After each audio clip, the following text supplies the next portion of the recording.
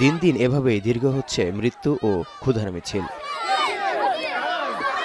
সীমান্ত বন্ধ রেখে ইসরায়েলি বাহিনী সব দিক দিয়ে হামলার মাত্রা বাড়ানোই এমন ভয়াবহ রূপ নিচ্ছে গাজার মানবিক সংকট।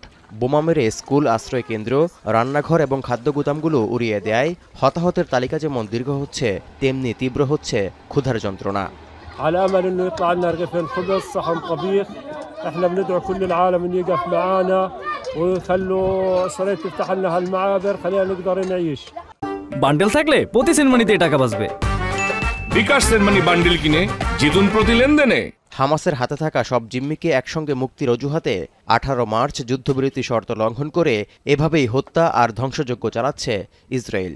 গর্ভবতী নারী থেকে শুরু করে অবুঝ শিশু, গাজার কোনো বাসিন্দাকেই রেহাই দিচ্ছে না তারা। জাতিসংঘের তথ্য বলছে প্রতিদিন ইসরায়েলি হামলায় অন্তত গাজায় 100 শিশু হতাহতের শিকার হচ্ছে।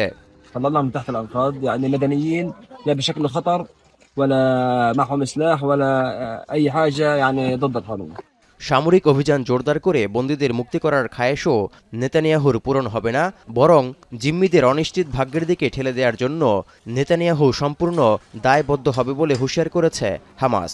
ইসরায়েলের বিরুদ্ধে ব্যবস্থা নিতে জাতিসংঘের মানবাধিকার প্রধান ভলকার তুর্ককে আহ্বান জানিয়ে চিঠি দিয়েছে ফিলিস্তিনি মানবাধিকার সংস্থা কাউন্সিল। এদিকে ইয়েমেনের হুতি নিয়ন্ত্রিত এলাকাগুলোই হামলা অব্যাহত রেখেছে যুক্তরাষ্ট্র। এমনকি গাজার বেসামরিক মানুষকে নির্বিচারে হত্যা ও মানবিক সংকট ঘনীভূত করার পরও ইসরায়েলের প্রতি পূর্ণ সমর্থনের বিষয়টি পুনর্ব্যক্ত করলেন মার্কিন পররাষ্ট্রমন্ত্রী মার্কো রুবিও। এরই মধ্যে হাঙ্গেরি সফর শেষে নেতানিয়াহু সোমবার ওয়াশিংটন সফর করবেন বলে খবর প্রকাশ করেছে আন্তর্জাতিক গণমাধ্যম। গাজার পাশাপাশি অধিকৃত পশ্চিম তীরে দখলদারিত্ব অভিযান বাড়াচ্ছে ইসরায়েল। চলতি বছর এখন পর্যন্ত 192 শিশুসহ কমপক্ষে 952 জন নিহত হয়েছেন। গ্রেপ্তার করা হয়েছে 15,500 ফিলিস্তিনিকে। তৌহিদুর রহমান, এখন বিশ্ব।